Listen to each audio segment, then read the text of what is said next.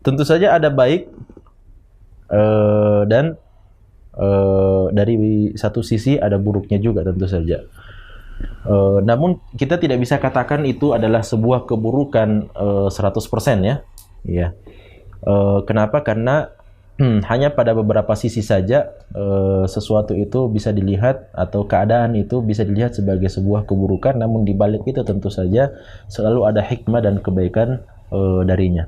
Jadi tinggal satu atap bersama orang tua, dari satu sisi kita tentu saja akan terbantukan dengan, apalagi dalam beberapa kondisi ya, beberapa kondisi seorang suami misalnya yang harus meninggalkan kota, keluar kerja di luar kota misalnya dan seterusnya, tidak ada yang membantu mengurus anak-anak, maka dengan tinggal satu atap bersama orang tua, mudah-mudahan itu menjadi menjadi hal yang dapat membantu diri kita untuk melewati kehidupan sehari-hari.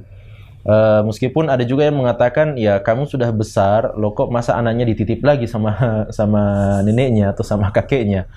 Ini tentu saja kembali kepada keadaan dan tidak bisa disalahkan 100%. Kenapa? Karena Nabi SAW saja kan memang biasa dititipkan kepada beliau, cucu-cucu beliau, ya Hasan dan Husain biasa main datang ke rumah Nabi SAW dan dititipkan kepada Nabi SAW.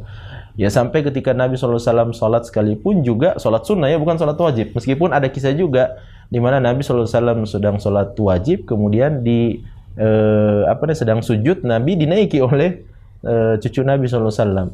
Dalam kesempatan yang lain ketika Nabi SAW sedang sholat sunnah, Nabi SAW sholat sambil menggendong salah satu cucu beliau dan seterusnya.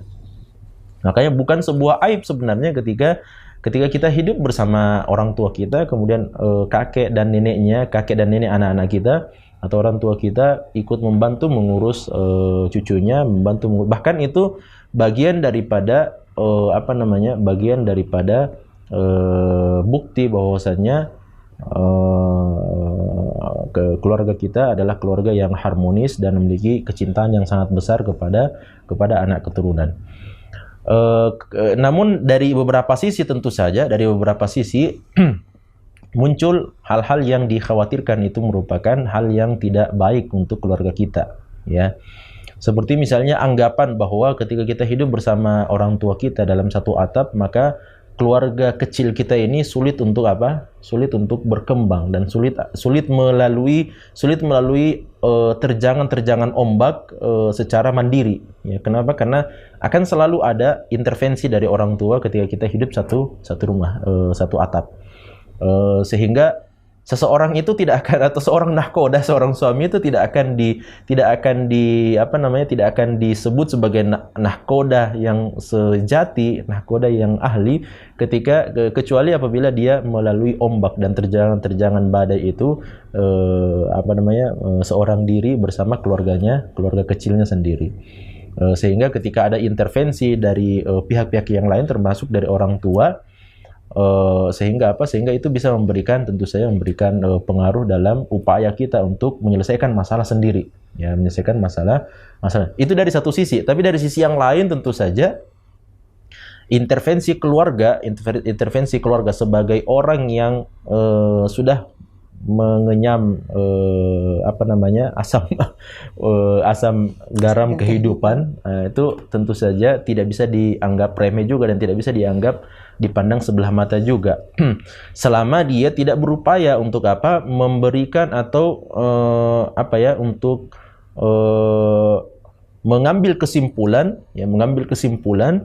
tanpa kemudian membicarakan bersama-sama dengan kita, ya. Karena terkadang ketika ada orang tua yang melihat misalnya sebuah masalah terjadi, akhirnya keluarga kita itu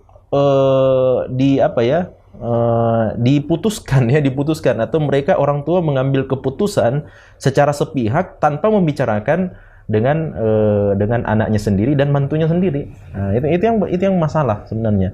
Namun ketika orang tua misalnya dia ikut intervensi masuk, dalam artian dia memberikan arahan, dia memberikan wejangan, dia memberikan irsyad dan seterusnya, tanpa kemudian berupaya untuk mengambil keputusan secara sepihak, ya, dan tidak mau membicarakan dengan anak sendiri atau tidak membicarakan dengan mantu sendiri. Nah, inilah yang berbahaya. Nah, inilah yang kemudian kita berupaya untuk menghindarinya. agar kemudian kita bisa melalui kehidupan rumah tangga kita secara mandiri, kita bisa mengambil kesimpulan atau mengambil keputusan secara mandiri dalam keluarga kita sendiri, dengan tetap memperhatikan dan meminta arahan-arahan dari orang tua kita.